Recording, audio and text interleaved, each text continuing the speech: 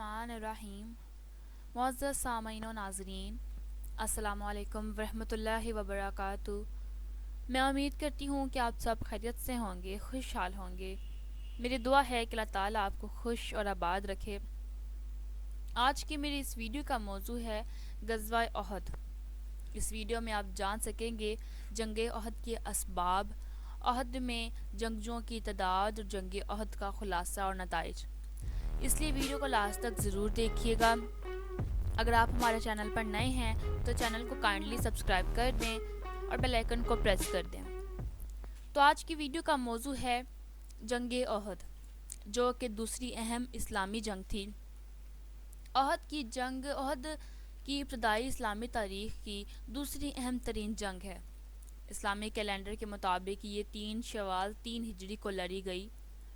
جنگ احد مدینہ منورہ کے قریب احد پہاڑ کی وادی میں ہوئی۔ جنگ میں رسول اللہ صلی اللہ علیہ وسلم کی فوج میں شامل مسلمانوں نے حملہ آور قریش کی فوج سے اپنا دفاع کیا۔ مسلمانوں کو پیغمبر اسلام کی قیادت میں ابتدائی برتری حاصل تھی، تاہم وہ اپنی پوسٹ چھوڑنے اور بہت جلد فتح کا جشن منانے کی وجہ سے دشمن سے ہار گئے۔ آج احد کا میدان معرکہ حجاج اور سیاحوں کے لیے میدان کی مذہبی اقدار کا تجربہ کرنے کے لیے کھلا ہے۔ جنگ احد کے اسباب۔ جنگ احد سے قبل جنگ بدر میں مسلمانوں اور قریش کے قبائل نے ایک دوسرے کو للکارا تھا۔ قریش کی فوج جس نے بدر کی لڑائی میں حصہ لیا وہ بہت بڑا تھا اور اس کے پاس بہتر رسد کے ساتھ بہت بڑا ذخیرہ تھا۔ اس کے باوجود ایک دن کی لڑائی میں انہوں نے 70 سپاہیوں اور لیڈروں کو کھو دیا، جبکہ 70 یرغمال بن گئے۔ قریش شکست تسلیم نہ کرنے پر بضد تھا۔ قریش نے اپنی شکست کا بدلہ لینے کے لیے غزوہ احد کے لیے 3000 جنگجو جمع کیے، جبکہ بدر کی لڑائی میں یہ تعداد 900 سے زیادہ تھی۔ انہوں نے مسلمانوں اور ان کے عقیدے کو منہدم کرنے کا ارادہ کرتے ہوئے مدینہ منورہ کے پہاڑ احد کی طرف کوچ کیا۔ جنگ احد میں قبیلہ قریش نے مسلمانوں کے خلاف جنگ چھیڑ دی۔ ابو سفیان قریش کا حقیقی سربراہ تھا۔ قریش کی فوج 3000 پیادہ، 3000 اونٹ اور 200 گھڑ سواروں سے لیس تھی۔ مسلمانوں کے پاس 700 پیادہ، 50 تیر انداز اور 4 گھڑ سوار تھے۔ فوج کی قیادت رسول اللہ صلی اللہ علیہ وسلم، حضرت علی الحمزہ اور ابو دجانہ جیسے رہنما کر رہے تھے۔ قریش مکہ نے 3000 مضبوط آدمیوں کی فوج کے ساتھ ابو سفیان بن حرب کی قیادت میں مدینہ کی طرف حملہ کیا۔ اسلامی فوج نے کوہ احد کے تزئیناتی اور ٹپوگرافیکل فوائد سے بہت فائدہ اٹھایا۔ اس نے مسلمانوں کو ساختی دفاع فراہم کیا۔ رسول اللہ صلی اللہ علیہ وسلم نے 50 تیر اندازوں کو احد پہاڑ پر تعینات کیا۔ یہ اس بات کو یقینی بنانے کے لیے کیا گیا تھا کہ نیچے لڑنے والے مسلمانوں کی پشت کو ڈھال بنایا جائے اور مخالف قوت ان پر پیچھے سے حملہ نہ کر سکے۔ منظر نامے سے قطع نظر انہوں نے حکم دیا اور مطالبہ کیا کہ یہ نشانے باز کبھی بھی اپنی پوسٹ نہ چھوڑیں، یعنی کہ اپنی جگہ نہ چھوڑیں۔ چنانچہ مسلم فوج نے میدان جنگ میں دفاع کی 3 لائنیں پیش کی۔ جنگ احد کا خلاصہ۔ غزوہ احد 23 مارچ 625 عیسوی بروز ہفتہ کوہ احد یعنی کہ احد کے پہاڑ پر مدینہ منورہ سعودیہ عرب میں پیش آیا۔ مکہ کی فوج نے مسلم لائنوں کے سامنے پوزیشن سنبھالی، یعنی اپنی جگہ کو سنبھالا، جس میں ابو سفیان مرکزی دھرے کی کمان تھا۔ اکرمہ بن ابو جہل نے بائیں اور دائیں طرف کی قیادت کی۔ گھڑ سواروں کے کمانڈر عمرو بن العاص گھڑ سواروں کے پروں کے درمیان حملے کو منظم کرنے کا انچارج تھا۔ ابو عامر نے پہلا حملہ کرنے کی اجازت دی۔